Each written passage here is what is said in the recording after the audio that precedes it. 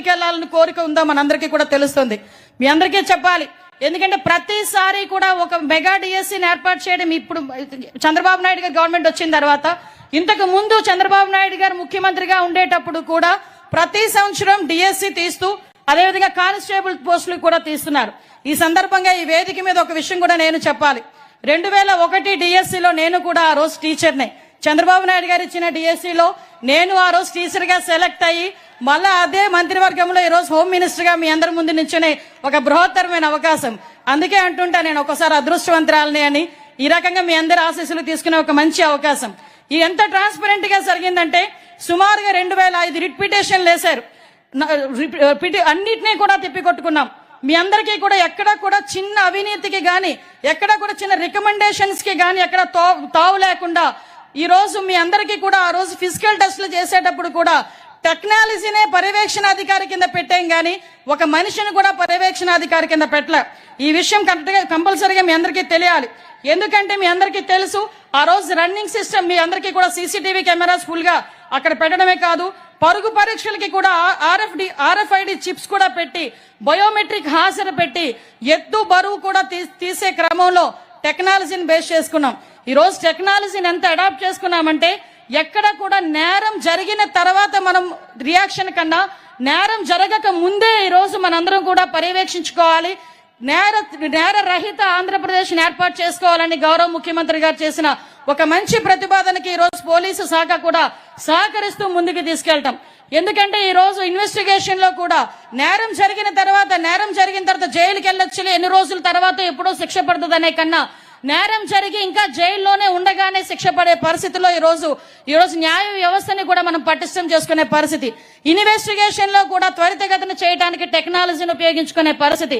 ఈ రోజు ఎంతవరకు అంటే 2014 నుంచి 19 వరకు సార్ తీసుకున్న టెక్నాలజికల్ గా తీసుకుంటే ఫింగర్ ప్రింట్ అథెంటికేషన్స్ గానీ, సీసీటీవీస్ గానీ, డ్రోన్స్ గానీ, పామ్ ఐడెంటిఫికేషన్ సిస్టమ్స్ గానీ ఇవన్నీ కూడా ఏర్పాటు చేసి నేరస్తుల్లో ఒక భయాన్ని, ప్రజల్లో ఒక భద్రతని కూడా కల్పించిన పరిస్థితి మనందరికీ కూడా తెలుసు.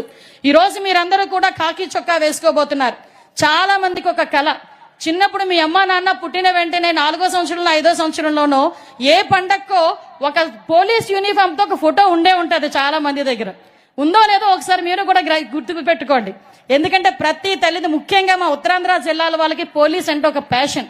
ఈ రోజు కూడా చూసుకుంటే ఈ 6000 మంది దాంట్లో సుమారుగా ఎక్కువగా హైయెస్ట్ ఉన్న వాళ్ళు కూడా శ్రీకాకుళం, విజయనగరం నుంచి ఉత్తీర్ణులైన వాళ్ళే చాలా మంది ఉన్నారు. చాలా మందికి పోలీస్ కాకి చొక్కా వేసుకోవడం అంటే ఒక ప్యాషన్. ఆ ప్యాషన్ నే ఈ రోజు మా ధ్యేయంగా మలుచుకొని అందరూ ఇక్కడికి వచ్చారు.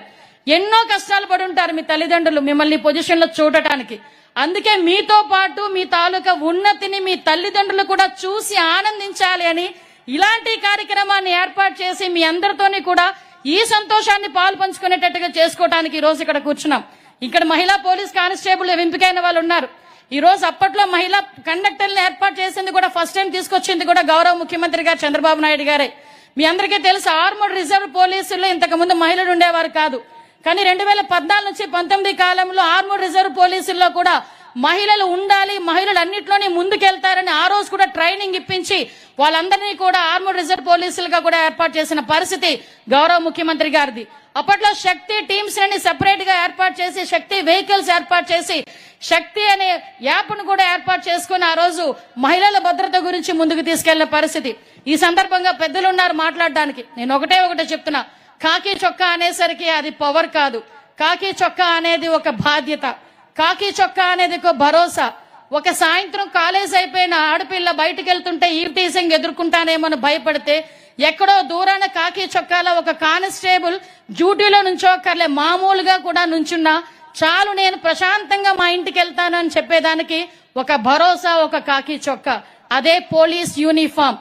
ఆ పోలీస్ యూనిఫామ్ ఈ రోజు మీ ఒంటి మీద పడబోతుంది. దాని అర్థం ఏంటంటే ఈ రోజు రాష్ట్ర అభివృద్ధిలో మీరు కూడా పాలు పంచుకునే ఒక అవకాశం. భద్రతని బాధ్యతగా తీసుకోవాలి. ఇక్కడికి వచ్చిన తల్లిదండ్రులకి కూడా నేను పాదాభివందనం చేయాలి. ఎందుకంటే పోలీసు ఉద్యోగంలోకి పంపించడం అంటే ఆసామాషి వ్యవహారం కాదు. పగలుండదు, రాత్రి ఉండదు, పండగ ఉండదు, పబ్బం ఉండదు.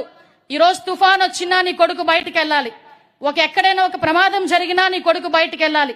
ఒక పండగలో ఎక్కడైనా ఏమైనా ఇబ్బందులు తలెత్తుతాయని భయం వేసినా నీ కొడుకు బయటికి వెళ్ళి ఆ ప్రజలందరికీ కాపలా కాయాలి. అటువంటి పరిస్థితుల్లో ఈ రోజు నీ కొడుకుని ప్రజా రక్షణ గురించి, ప్రజా సేవ గురించి ఎంతో పెద్ద మనసుతో నీ కొడుకుని పోలీస్ వ్యవస్థలోకి పంపించిన ఇక్కడికి వచ్చిన ప్రతి తల్లిదండ్రులకి, కుటుంబ సభ్యులకి కూడా పోలీస్ శాఖ తరపున శిరస్సు వంచి పాదాభివందనం చేస్తున్నా. మీ అందరికీ కూడా ఒకటే చెప్తున్నా, బాధ్యతగా భరోసాగా పనిచేయండి.